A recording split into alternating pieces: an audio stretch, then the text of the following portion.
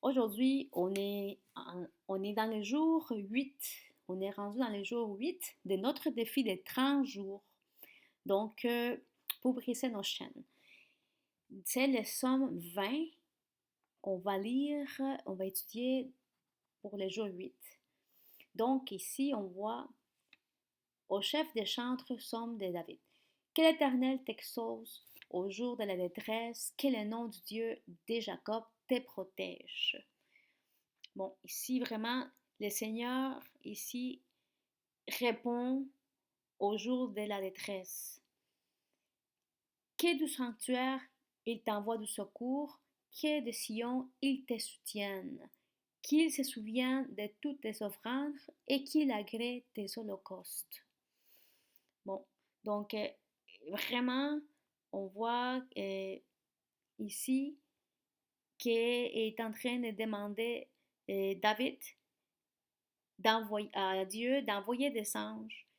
Et il lui dit, Seigneur, rappelle-toi de mon service, de mes offrandes, accepte, Seigneur, mes sacrifices.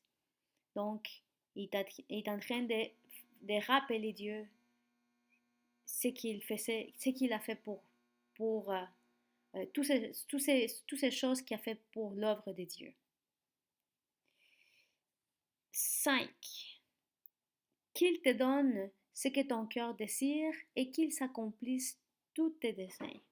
Alors, simplement, il est en train de dire, Seigneur, donne-moi mes pétitions et que mes rêves se réalisent selon ta volonté. Alors, il finit ici avec ta volonté, selon tes desseins.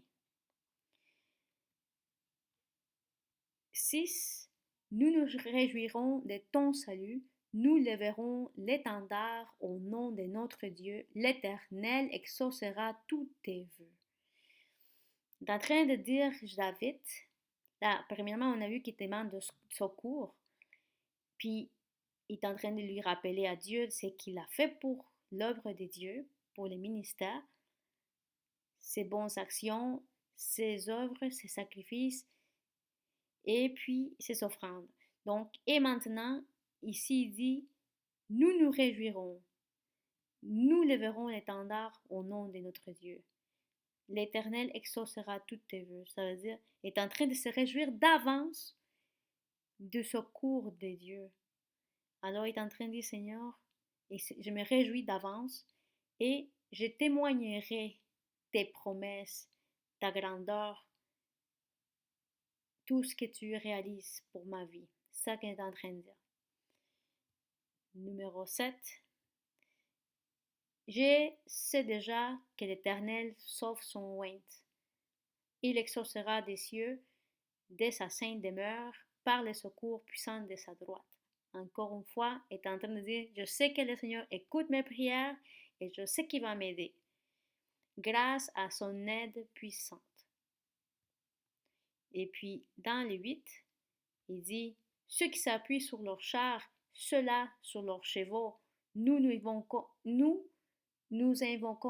le nom de l'Éternel, notre Dieu. Simplement, il est en train de dire ici, on s'appuie sur toi, Seigneur, sur ton armée. Char, ici, ça veut dire armée. Nous t'appelons. Donc, il connaissait le pouvoir de Dieu, il connaissait la puissance de Dieu et il connaissait qu'il y avait une armée des anges. Et puis, les 9, eux, ils plient et ils tombent. Nous nous tenons fermes et restons debout. Donc, nos ennemis, ils vont s'agenouiller, ils vont tomber. C'est ça qu'il est en train de dire. Et nous, par contre, on va se tenir debout, ferme, sans abandonner. Car, en fait, ici, David a mis son espoir en Dieu. Et c'est l'espoir et la confiance qu'il y a en Dieu qui lui garde debout. 10. Éternel, sauve le roi, qu'il nous exauce quand nous l'évoquons. Donc ici, Écoute et sauve-nous, Seigneur. Il est en train de dire, lorsque nous te demandons, écoute notre prière. C'est vraiment un beau psaume, une belle prière de David. Maintenant, on va aller pour le jour 8. Nous avons aussi Jean 10. On va aller chercher Jean tout de suite.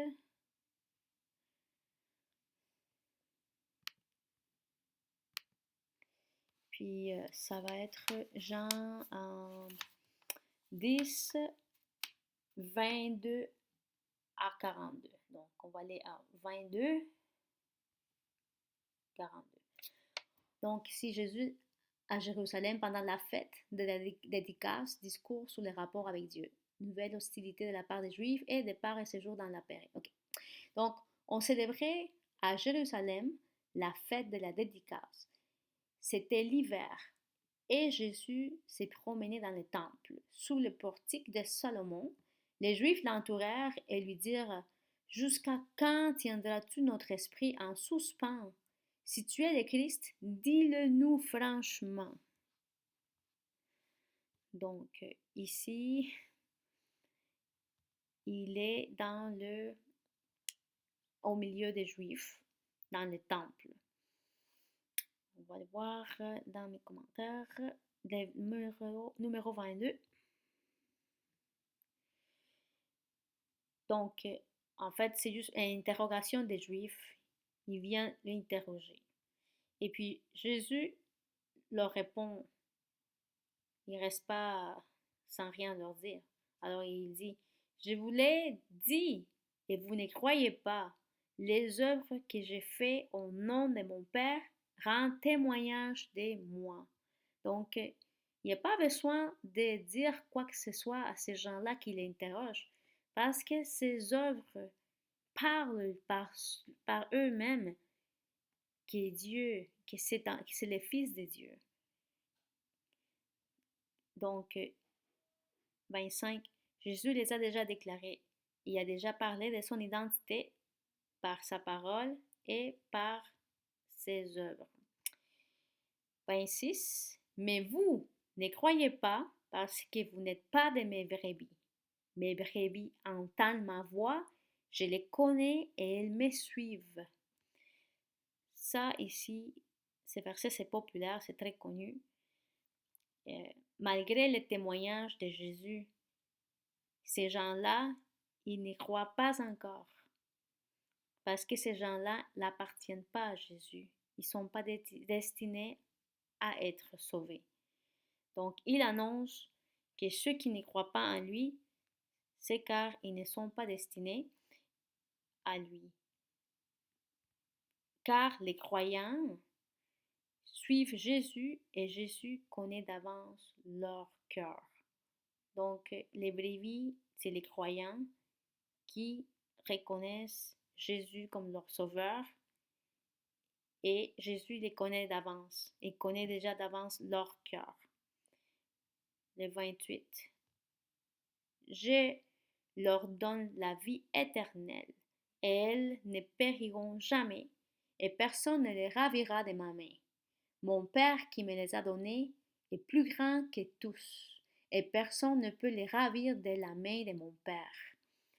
Simplement est en train de dire, Seigneur, c'est une promesse que tes choisis ne périront point.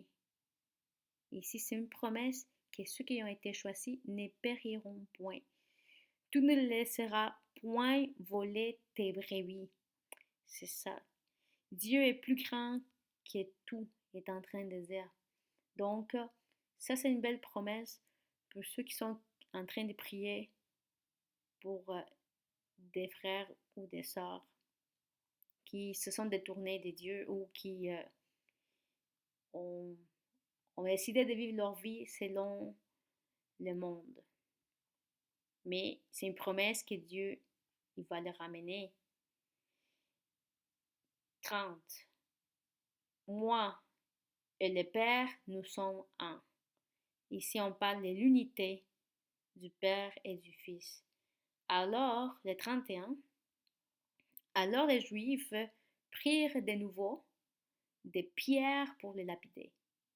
Donc, les gens qui ont un esprit de rébellion, en fait, vont réagir avec cette agressivité, car ils n'ont point de part avec Dieu. Donc, ils ne partagent pas avec Dieu. Ils vont agir de cette façon, avec colère envers la vérité. Numéro 32. Jésus leur dit, je vous ai fait voir plusieurs bonnes œuvres venant de mon Père, pour laquelle me lapidez-vous? Donc, on est en train de réclamer Jésus. Quelle est la raison qui justifie leur agressivité? Alors, pourquoi ils sont en colère? Et puis, les 33, les Juifs lui répondirent, ce n'est point pour une bonne œuvre que nous te lapidons, mais pour un blasphème, et parce que toi qui es un homme, tu t'es fait Dieu. Bon, ici, ils n'aimaient pas que Jésus se déclare fils de Dieu. Alors, c'était ça, en fait, le problème qu'ils avaient. Donc, c'est pas mal. Ah, ça, maintenant, le 34. Jésus leur répondit, n'est-il pas écrit dans votre loi, j'ai dit, vous êtes des dieux? Si elle a appelé Dieu ceux à qui la parole de Dieu a été adressée, et si l'Écriture ne peut être anéantie, celui que le Père a sanctifié et envoyé dans le monde, vous lui dites, tu blasphèmes, et cela parce que j'ai dit, je suis le Fils de Dieu. Si je ne fais pas les œuvres de mon Père, ne me croyez pas, mais si je les fais, quand même vous ne me croyez point. Croyez à ces œuvres afin que vous sachiez et reconnaissiez que le Père est en moi et que je suis dans le Père. Jésus dit que selon la parole, elle dit qu'on est comme des dieux, car on est fait à son image. On est fait à son image, qui veut dire que Dieu nous a adressé la parole. On est à l'image de Dieu, donc on est comme des dieux. Oui, effectivement. Mais si vous ne croyez pas en Jésus, il faut au minimum croire aux œuvres que Jésus a faites, afin de reconnaître que le Père est en lui et que le Fils et que le Père est dans le Fils.